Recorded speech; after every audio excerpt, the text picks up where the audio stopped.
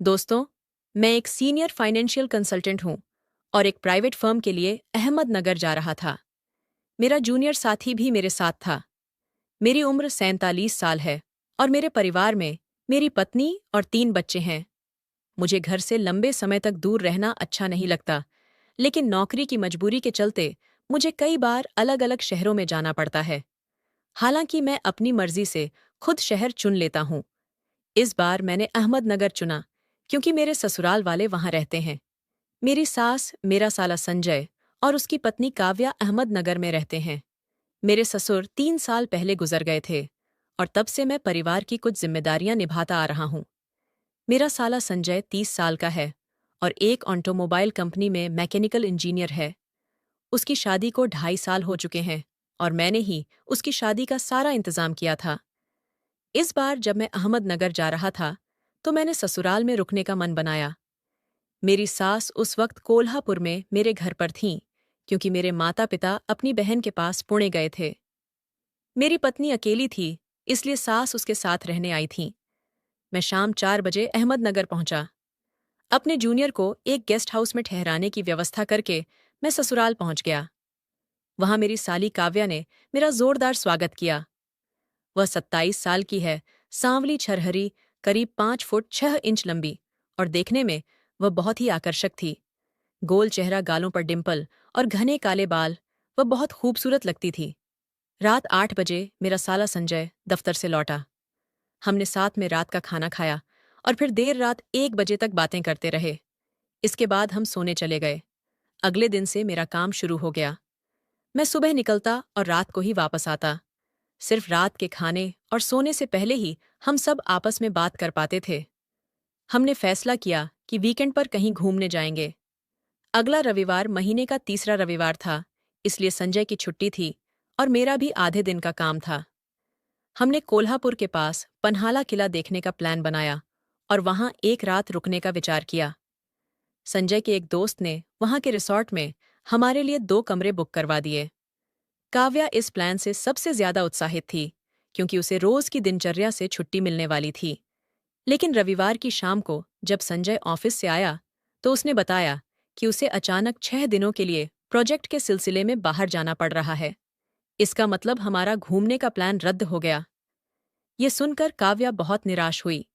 संजय अपने काम में हमेशा व्यस्त रहता था, इसलिए उसे बाहर घूमने का मौका कम ही मिलता था।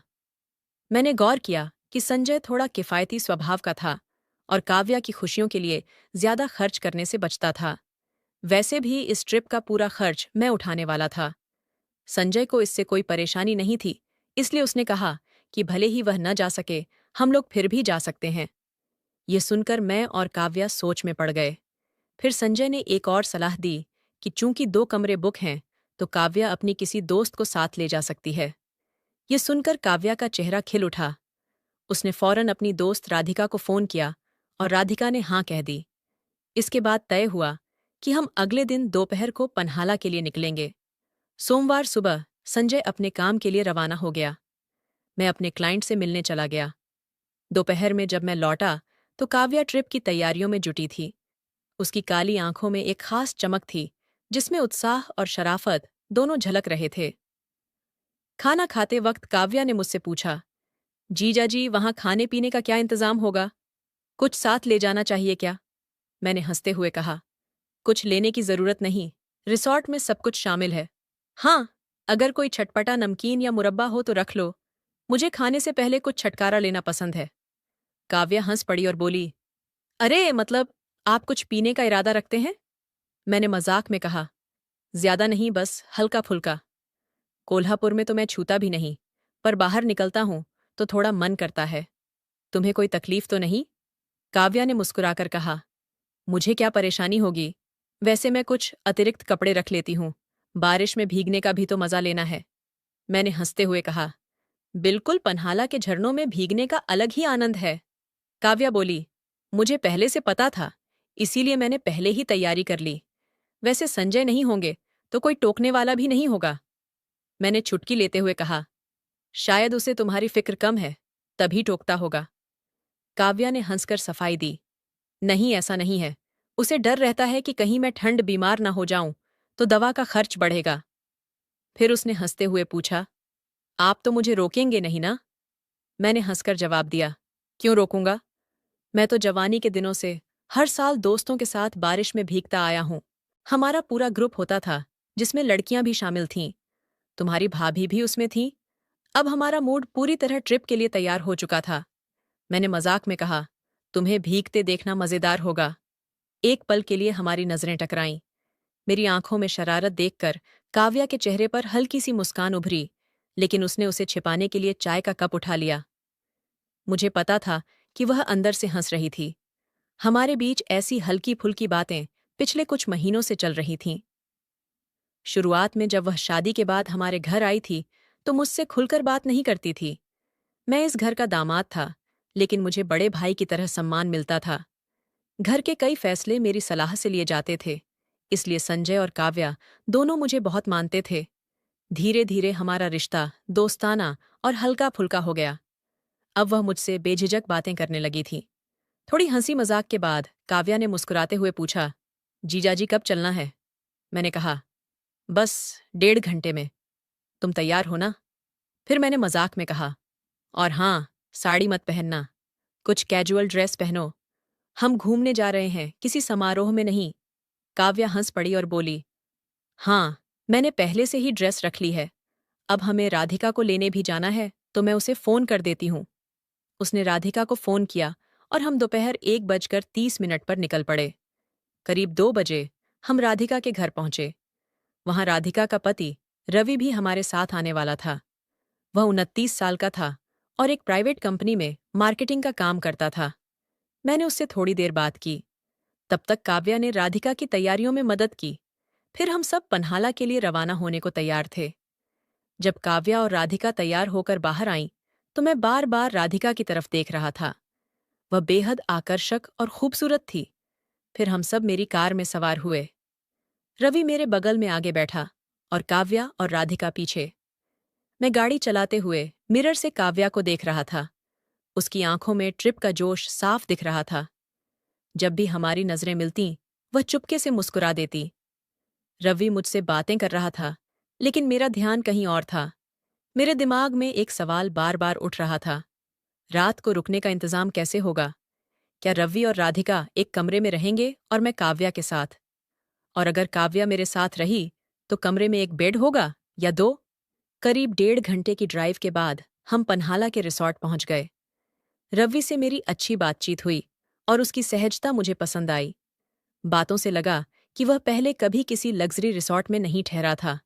उसकी आर्थिक स्थिति बहुत मजबूत नहीं थी। शायद इसलिए उसने और राधिका ने काव्या का प्रस्ताव तुरंत मान लिया था। दोनों इस ट्रिप को लेकर बहुत उत्साहित थे। रिसॉर्ट पहुंचते ही रवि और राधिका रिसेप्शन पर बैठ गए। मैं चेक इन की औपचारिकताएं पूरी करने लगा। काव्या मेरे पास खड़ी होकर उत्सुकता से मुझे देख रही थी। मैंने धीरे से पूछा, कमरों का बंटवारा कैसे करें? तुम और राधिका एक कमरे में, मैं और रवि दूसरे में? काव्या ने फौरन आंखें झपकाते हुए कहा, अरे जीजा जी, ऐसा न करें। उन्हें साथ रहने दें। उन्हें ऐसा मौका कहाँ मिलता है। उन्हें खुशी लेने दें। हम दोनों एक कमरे में रह लेंगे। मैंने उसकी बात मानते हुए कहा, ठीक है, जैसा तुम कहो। अंदर से मैं बहुत खुश था। थोड़ी देर बाद स्टाफ ने हमारे बैग उठाए और हमें कमरों तक पहुंचाया। रिसॉर्ट पहाड़ी की चोटी पर था और सारे कमरे ग्राउंड फ्लोर पर थे। रवि और राधिका का कमरा एक तरफ था, हमारा दूसरी तरफ। हम अपने कमरे में पहुंचे। कमरा शानदार था और जैसा मैंने सोचा था, उसमें एक बड़ा डबल बेड था। काव्या कमरे को देखकर बहुत खुश हुई। मैंने दक्षिण की खिड़की का पर्दा हटाया और उसे खोल दिया। बाहर से ठंडी हवा का झोंका आया, जिससे मन तरोताजा हो गया। खिड़की से बाहर एक छोटी बालकनी थी। मैंने उसका दरवाजा खोला और काव्या फौरन वहां चली गई। मैं भी उसके पीछे गया। बालकनी से पन्हाला की हरी भरी वादियां दिख रही थीं।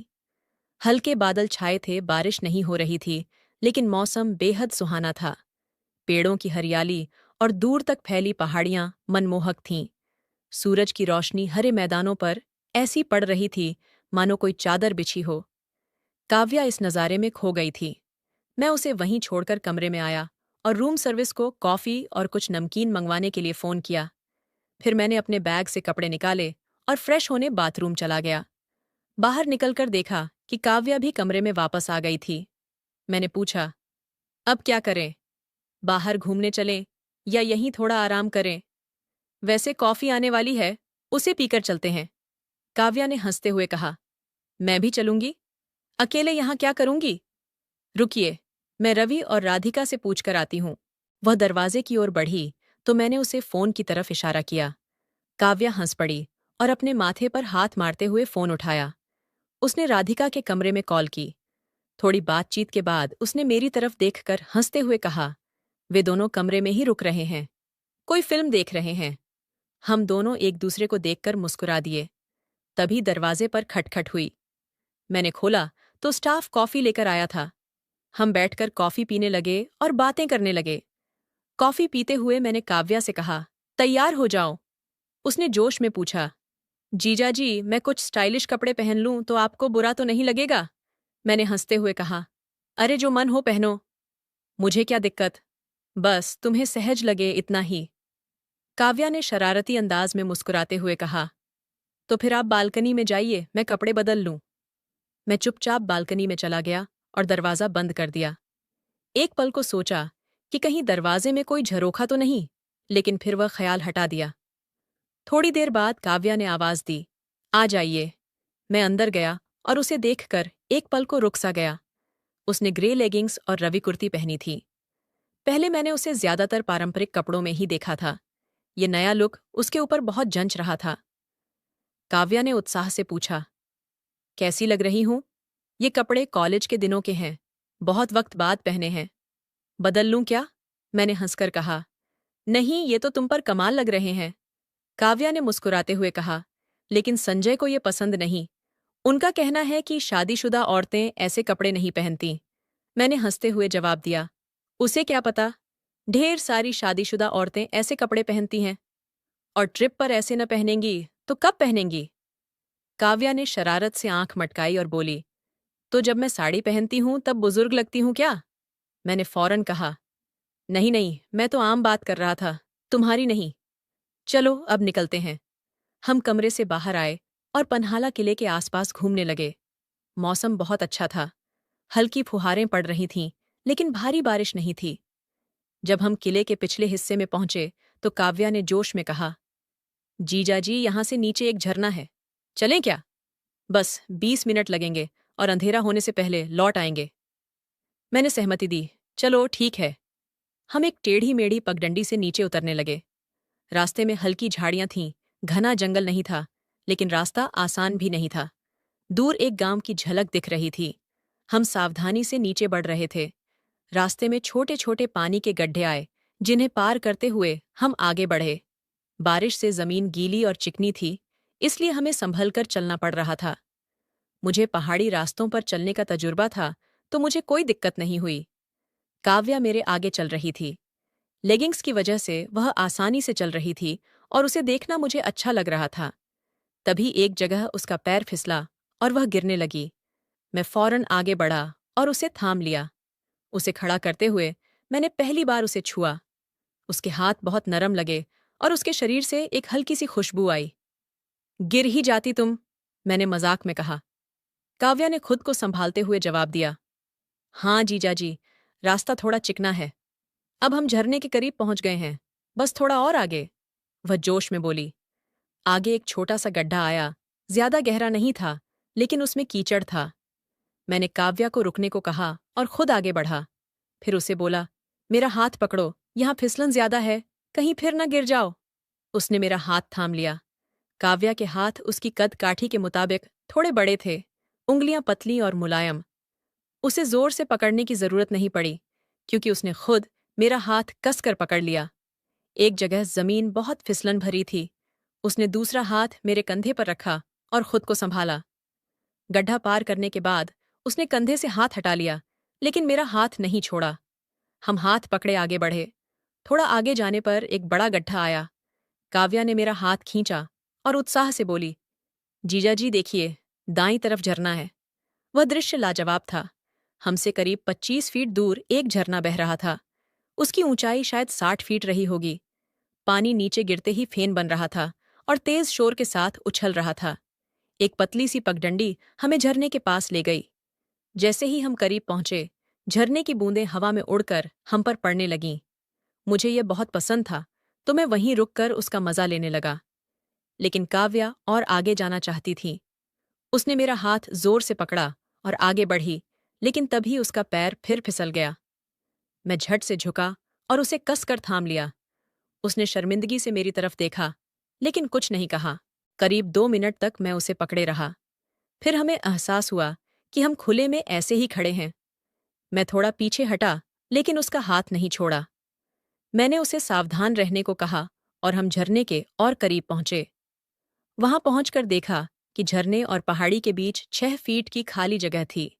शायद वहां कोई छोटी गुफा थी। काव्या अभी भी मेरा हाथ पकड़े थी। मैंने उसका हाथ हल्के से दबाया और कहा, काव्या, झरने के पीछे कोई जगह दिख रही है, चलें वहां? काव्या थोड़ा डर गई और बोली, नहीं जीजाजी, मैं वहां नहीं जाऊंगी। रास्ता भी नहीं पता और मैंने कभी किसी को वहां जाते नहीं देखा। मैंने गौर से देखा तो सच में वहां पहुंचने का कोई सीधा रास्ता नहीं था। झरने के नीचे एक छोटा तालाब था, जिसे पार करना पड़ता, लेकिन उसकी गहराई का अंदाजा नहीं था। लेकिन मेरे अंदर का जोश जाग गया। मैंने सोचा, अगर कोई नहीं गया तो मैं जाऊंगा। मुझे रोमांच पसंद था। साथ ही अगर मैं ऐसा करता तो काव्या मुझसे प्रभावित हो सकती थी।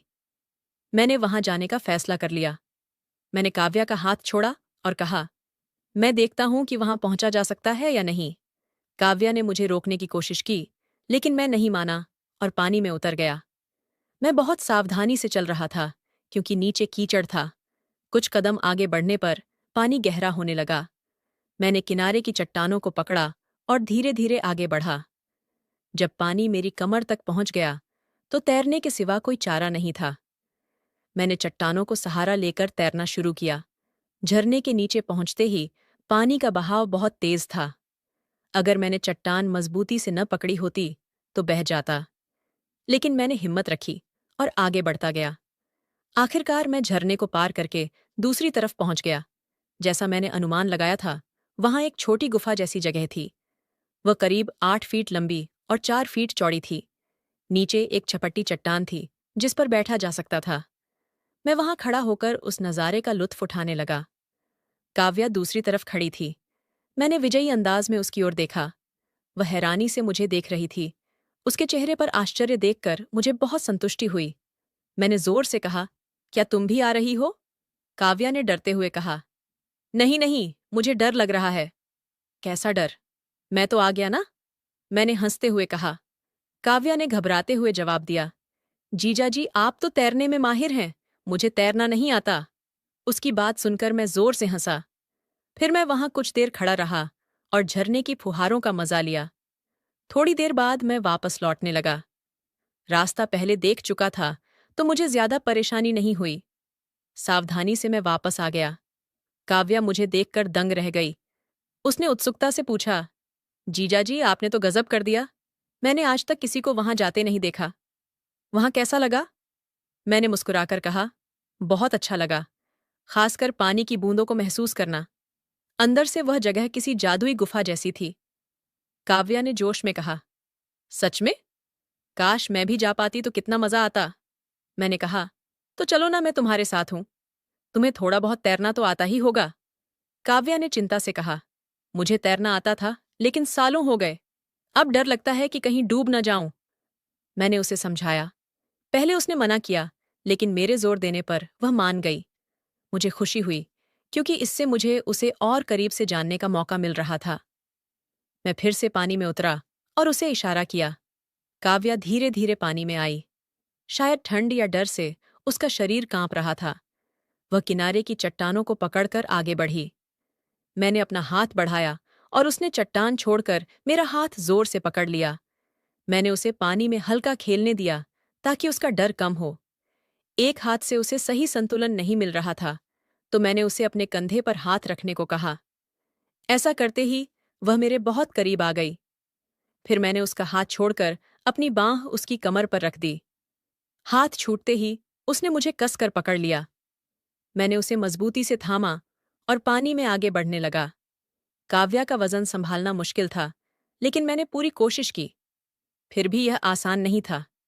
मैंने उसे पास की चट्टान पकड़ने को कहा और खुद उसके कंधे को सहारा दिया। मैंने फिर उसकी कमर पकड़ी और धीरे धीरे आगे बढ़ा। इस दौरान न उसने कुछ कहा न मैंने। हम आधे रास्ते तक पहुंच गए थे। आगे पानी गहरा था, लेकिन काव्या का डर अब कम हो गया था। उसका चेहरा शांत लग रहा था। झरने की फुहारों में वह पानी के साथ खेलने लगी। अब वह मुझसे खुलकर बातें करने लगी थी और मजाक भी कर रही थी। उसकी यह नज़दीकी मुझे बेचैन कर रही थी। मैं चाहता था कि यह पल और यादगार बने। मैंने कहा, चलो अब पूरा पार करते हैं। काव्या ने मुस्कुराकर कहा, आपके साथ होने से ही हिम्मत कर रही हूं, वरना कभी ना आती। मुझे छोड़ना मत। मैंने कहा, कभी नहीं, तुम्हें मजबूती से पकड़ूंगा। फिर मैंने सुझाव दिया, ऐसा करो, मेरी पीठ पर बैठ जाओ। मैं तैरकर तुम्हें पार ले जाऊंगा। ये कहकर मैंने उसका हाथ पकड़ लिया। पहले उसने हिचकिचाहट दिखाई, लेकिन फिर मान गई। मैंने उसे अपनी पीठ पर बिठाया। उसने मेरे कंधों को कसकर पकड़ा और अपनी बाहों से मेरी गर्दन थाम ली। मैं गहरे पानी में तैरने लगा। काव्या को डर लगा और उसने मुझे और जोर से पकड़ लिया। उसने अपने पैर मेरी कमर के चारों ओर लपेट लिए ताकि संतुलन बना रहे। अब वह निश्चिंत थी, लेकिन मेरी जिम्मेदारी बढ़ गई थी। मैं उसे लेकर धीरे धीरे आगे बढ़ रहा था। वह इतनी करीब थी कि उसका सिर मेरे सिर से सट गया था। उसका गाल मेरे गाल को छू रहा था। मैंने उसे हौसला देने के लिए अपना चेहरा उसकी तरफ घुमाया और हंसते हुए कहा, काव्या, मजा आ रहा है ना? मेरे कंधों पर आराम से बैठी हो।